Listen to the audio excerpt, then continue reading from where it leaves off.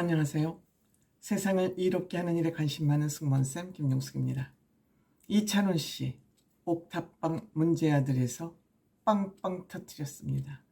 정말 너무 많은 컨텐츠들을 쏟아내서 무엇부터 어떻게 정리를 해서 영상을 만들어야 될지 적지 않은 시간 고민했습니다. 그래서 한 대여섯 가지 영상을 만들기로 결정을 했습니다.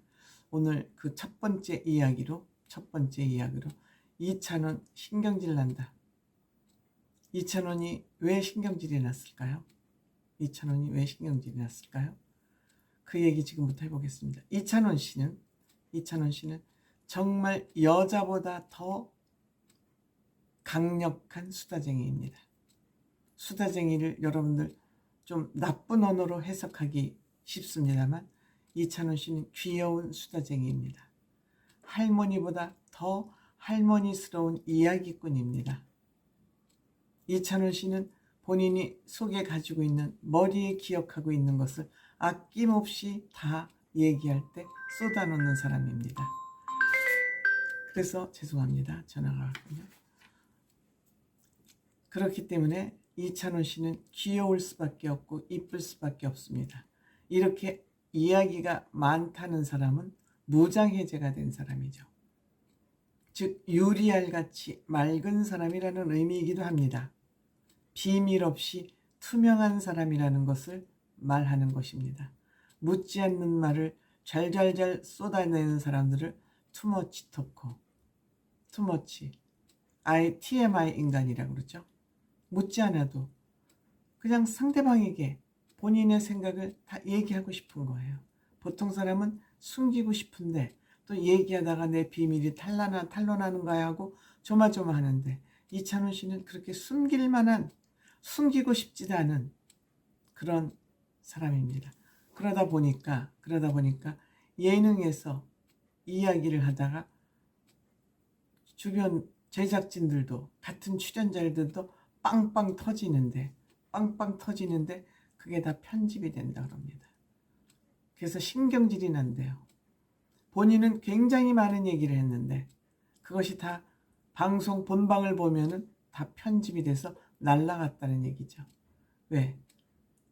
TMI, 투마치 토커니까 너무 많은 말을 하는데 이찬원 씨 얘기만 다 내보낼 수 없잖아요. 제작진들이 판단해서 이거는 날려보낼 필요가 있다라고 생각해서 날려보냈는데 이찬원 씨 입장에서는 그게 아까운 거죠. 괜찮아요. 이찬원 씨는 앞으로 해야 될 예능 프로그램이 많기 때문에 너무 많은 걸 또 한꺼번에 쏟아내면 또 이야기 거리 소재가 딸릴 수도 있습니다. 근데 또 딸리지 않을 것 같은 것이 뭐냐면 이찬원 씨는 매사 생활 하나하나를 그냥 소극적으로 무관심하게 바라보는 게 아니라 다 관심을 가지고 집중해서 살피기 때문에 이찬원 씨의 얘기는 앞으로도 무궁무진할 것 같습니다. 남들이 미처 보지 못한, 남들이 미처 깨닫지 못한 그런 것들을 알게 되고 캐치업할 수 있는 능력이 있고 본인이 매번 실천하고 솔선수범하고 실행하는 사람이기 때문에 그 실천과 실행 속에서 얻어지는 경험담, 이런 것이 이찬원 씨의 장점이기 때문에 이찬원 씨는 소재가 끊길 염려가 없다고 저는 생각이 됩니다. 그리고 이찬원 씨는 얼마나 이 예능에 관심이 많으냐면 아침 7시만 되면 닐슨 코리아 시청률 조사 기간이죠. 7시를 미리 들어가서 봅니다. 보통 기사나 포털에는 9시 정도 돼야 시청률이나 이런 것이 나옵니다. 그런데 이찬원 씨는 미리 알고 싶어서 아침 7시는 피곤해서 코 골고 잘 시간에 일어나서 늘 시청률을 체크를 한다고 합니다. 그냥 형식적으로 체크하는 것뿐만 아니라 이거를 다 머리에 입력시키죠. 왜 그러냐? 왜 그렇게 고단한 삶을 사냐? 그러니까 제작진에 대한 예의다. 예능을 대하는 나의 태도이다. 제작진들이 요새는 그 롱런하는 그 프로그램이 아니라 시즌 제로, 그 잘라서 몇 편, 몇 회 잘라서 예능을 만들기 위해서 그 제작진들이 얼마나 많은 공을 여기에 쏟는데 그 공을 쏟은 것만큼 보는 사람도 그 프로그램이나 제작진에 대한 예의가 있어야 되지 않냐, 이런 얘기를 합니다. 그리고 또 MC들이 여자친구 있었냐, 첫사랑이 있었냐 물어보니까 첫사랑이 있었대요. 4학년 때 그게 무슨 첫사랑이라고 말할 수 있겠습니까? 모르겠어요. 요즘 애들은 하도 연글어서 조기성숙해서 조숙한 나머지 첫사랑이 있을 수도 있겠지만 그냥 호감, 제가 왠지 나는 그냥 좋은 사람 같이 보여, 친구 했으면 좋겠어, 이 정도의 감정이었겠죠. 초등학교 4학년 때의 그 첫사랑이 뭐 그 정도 이상을 넘어나겠습니까? 모르겠습니다. 요새는 아이들 성장 발달 과정이 하도 빠르기 때문에. 그런데 친구 결혼식에 축가를 부르러 갔다가 첫사랑을 만났답니다.